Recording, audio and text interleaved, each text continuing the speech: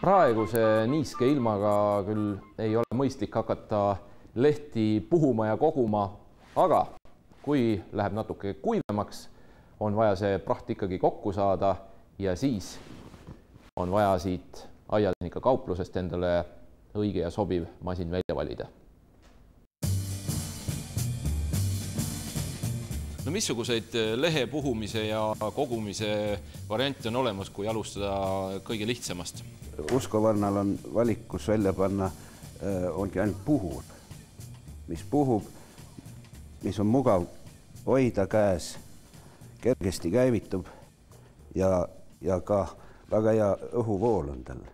Ja sellega puhuta nüüd selle lehed ja ka muru ühte hunikusse.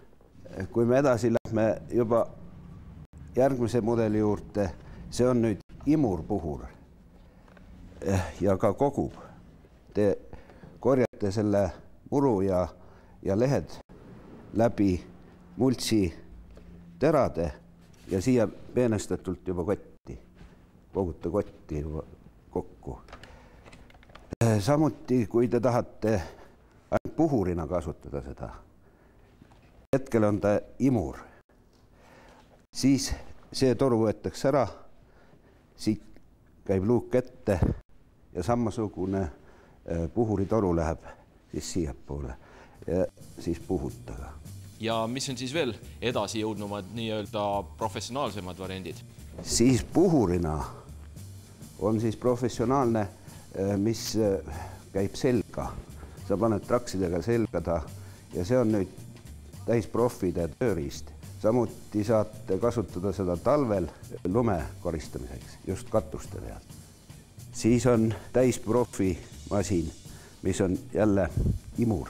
Ütleme firmadele, millel suured platsid on, võt see on siis kõige lihtsam ja selline mõnusam tööriist. Siia saab 200 liitrit, on see mahutavustal ja täpselt samuti ta peenestab nagu selle lehed ja need multsi valmiks kohe.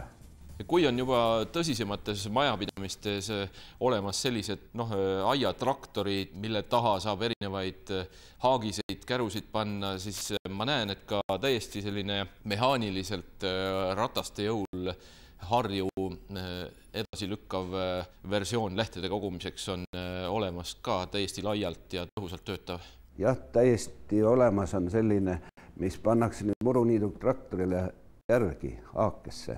Te kasutate nüüd muru kogumiseks teda või siis ka nüüd sügise lehtede koristamiseks. Ta saab käivituse, saab oma rataste pealt ja seal on hari, see hari ühib ilusti kõik asjad kokku sinna. Sügistöödest veel lisaks lehtedele ju koguneb aias lõigatud oksi, muud sellist rämpsu, mida ei ole lubatud ka põletada. Mida nendega teha? Nende jaoks on olemas oksapurustid. Neid on nüüd 2 varianti.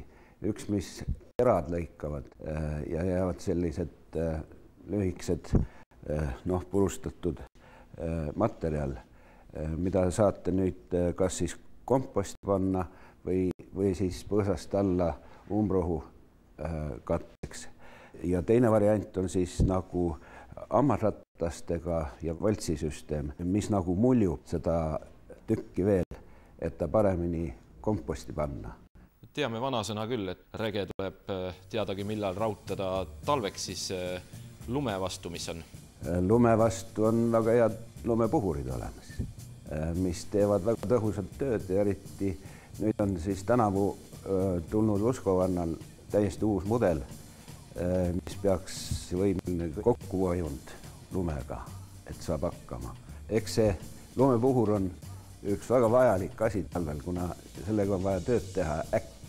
Sul ei ole aega seal enam mingit buldoosrit või värki seal settida, siis lükkad puhuri välja ja annad tuld.